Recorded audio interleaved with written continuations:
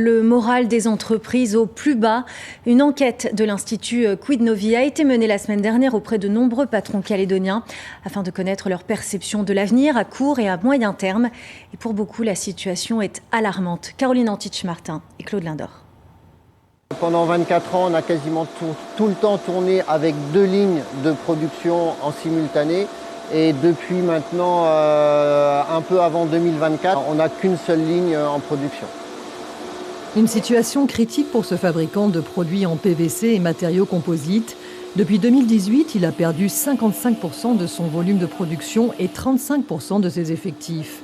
Désormais, les machines tournent 3 jours par semaine au lieu de 5, et c'est parfois trop pour un carnet de commandes bien maigre. Seul espoir de survie, un redémarrage rapide du bâtiment, en particulier de la branche maison individuelle, cœur de cible de l'entreprise. Ce qui serait indispensable, c'est un accord politique qui donne de la stabilité et qui permette aux ménages de se sentir en confiance pour pouvoir réinvestir. On s'adresse également à l'industrie, aux bâtiments tertiaires. Donc c'est également un grand appel aux prescripteurs, aux donneurs d'ordre, pour qu'ils prescrivent les produits issus des entreprises calédoniennes comme la nôtre en priorité, pour qu'on soit tous solidaires dans cette période difficile. Inquiétude également pour ce gérant de groupe. Depuis mai 2024, l'activité cuisine a chuté de 90% et la partie sanitaire carrelage de moitié. Pour faire face, les 4 magasins ont été réunis sur un seul site et les départs de personnel non remplacés, hélas, c'est loin d'être suffisant pour compenser l'effondrement de la clientèle. Il y a tellement de gens qui sont partis, il y a tellement moins de consommateurs en l'occurrence, ou en tout cas des consommateurs qui ont beaucoup moins de pouvoir d'achat, que la seule chose qu'il faut pour la Calédonie, en tout cas pour des gens comme nous, dans nos affaires, il faut du monde, il faut du client. Si on a du client, on survivra. Si on n'a pas de client et on a l'impression qu'il y en a de moins en moins, ça ne va pas durer très très longtemps.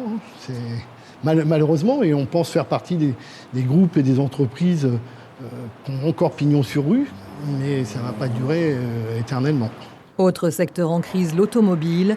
Depuis 2 ans, les ventes plafonnent à 4000 véhicules par an. C'est 2 fois moins qu'avant les émeutes. Pour Laurent Jandot, président de l'Association professionnelle des concessionnaires automobiles, seul un accord politique pourra rétablir la confiance et relancer la consommation. Nous avons mis des mesures en place, des plans sociaux, des mesures difficiles, mais avec 50% d'un marché, c'est vraiment très difficile. Même les sociétés les plus solides risquent d'avoir des problèmes tôt ou tard. Le temps économique n'est pas le temps politique. Selon l'enquête réalisée fin mars auprès de 860 entreprises, un tiers d'entre elles se concentreront uniquement sur leur survie dans les 6 mois qui viennent. Et nous accueillons ce soir Bertrand Courte, président du MEDEF. Bonsoir. Bonsoir. Merci d'être avec nous. On vient d'entendre ces témoignages d'entrepreneurs en difficulté et ce chiffre inquiétant. 1/3 des entreprises aujourd'hui est en mode survie. On en est vraiment là. L'économie est en train de basculer. Alors, si vous permettez, je vais juste rajouter un complément au reportage qui est important. Avant de venir à vos studios, j'ai échangé avec le président du syndicat des hôteliers. Ils ont une réunion du syndicat aujourd'hui.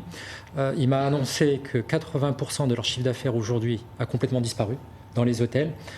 Tous les hôtels sont au maximum à 10% de remplissage. La plupart sont en dessous, à 6%. Et dans les mois qui viennent, les hôtels vont fermer. Les hôtels de Calédonie vont fermer. C'est des centaines d'emplois qui vont disparaître. C'est la réalité des entreprises calédoniennes. Donc, pour répondre à votre question, oui, là, aujourd'hui, on est à un point de bascule. Ça veut dire que tout ce qui est perdu aujourd'hui ne pourra pas aussi être créé demain ? Ça va être très compliqué. On est en train de passer un point de non-retour qui fait qu'on aura perdu tellement d'entreprises, on aura perdu tellement de compétences, on aura perdu tellement de pouvoir d'achat chez les gens qui sera extrêmement compliqué. En tout cas, ça ne peut se faire que sur une période très longue de reprise de l'économie. Mais aujourd'hui, on est dans une urgence économique qui est absolument dramatique. Le discours là, des gens qui ont été interviewés est unanime.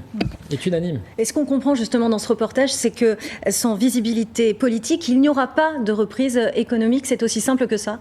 C'est ce que les gens disent, c'est ce que le sondage dit également, parmi les entreprises qui ont répondu à notre sondage, 90% disent que le préalable à toute relance économique, c'est un accord institutionnel. Sans accord institutionnel, les gens ne vont pas réinvestir. Ils ne remettront pas un franc dans l'économie calédonienne. Et sans accord institutionnel, sans réinvestissement, ça veut dire qu'on ne réemploie pas, ça veut dire que l'activité ne sera pas relancée, ça veut dire qu'on a aujourd'hui à peu près 45% des entreprises qui vont mourir d'ici 3 mois. C'est colossal. C'est colossal, ça n'est jamais arrivé en Nouvelle-Calédonie. Et ce constat-là, vous l'avez justement porté publiquement cette semaine dans cette tribune publiée dans le journal du dimanche que vous signez aux côtés d'une vingtaine d'autres chefs d'entreprise calédoniens. Vous parlez d'un crash de l'économie, d'un modèle qui peut s'effondrer si on ne réagit pas. Vous dites aussi que le pacte de refondation proposé par l'État, qui peut apparaître comme une solution de relance, eh bien, il ne suffira pas.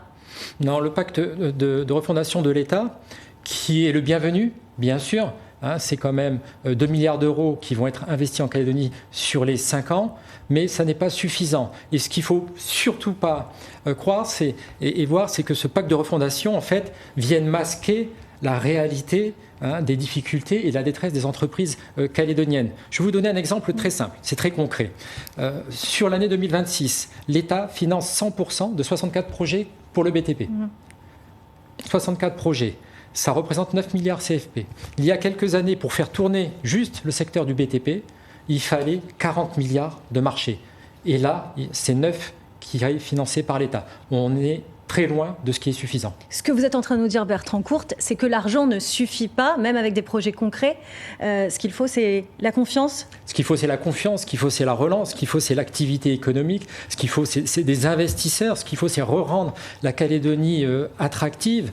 Et là, le simple injection en disant « je lance des marchés », bien sûr, c'est bien. Bien sûr, c'est bien de sauver cette année le système de santé, le système de retraite.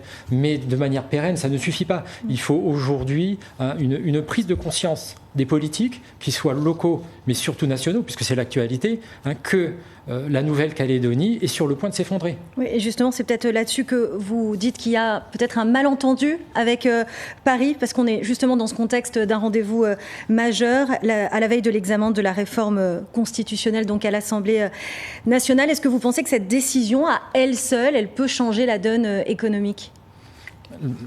C'est extrêmement simple.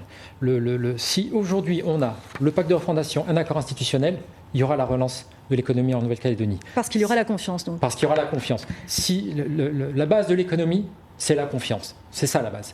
Si demain les parlementaires ne votent pas ou ne laissent pas passer en tout cas cet accord institutionnel, ça va être l'effondrement de l'économie de la Nouvelle-Calédonie. C'est ce qu'on a voulu alerter. Et j'ai eu des échanges avec plusieurs groupes parlementaires sur les dernières semaines.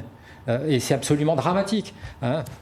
On leur parle d'économie, de survie, d'emploi, et ils nous parlent de schéma institutionnel, de parcours institutionnel, de vote et de majorité. Oui, donc il y a un décalage. Ils ne sont pas conscients de l'urgence de la Calédonie. Pour eux, les émeutes, c'était il y a 2 ans.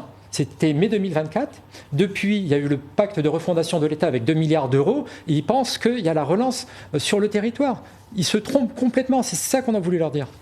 Ce que vous leur avez dit aussi, c'est que si le texte est donc bloqué, si on se retrouve dans l'impasse, vous appelez à ce que la parole soit redonnée, c'est ça, aux Calédoniens ? Aujourd'hui, c'est quand même un peu fort que notre avenir, qui va se décider et se jouer sur une décision des parlementaires en métropole, c'est anormal que cette décision-là ne revienne pas aux Calédoniens. À nous de choisir ce qu'on veut ou pas pour notre pays. Si on ne veut pas de l'accord qui est aujourd'hui sur la table, c'est à nous de le dire. Pas à eux, et en tout cas pas pour les raisons qu'eux ont, parce qu'eux sont dans le jeu et le calcul politique. Nous, on est dans la réalité et la vie quotidienne. C'est ça la différence. Eh bien, merci Bertrand Courte d'avoir répondu à notre invitation ce soir. Merci beaucoup.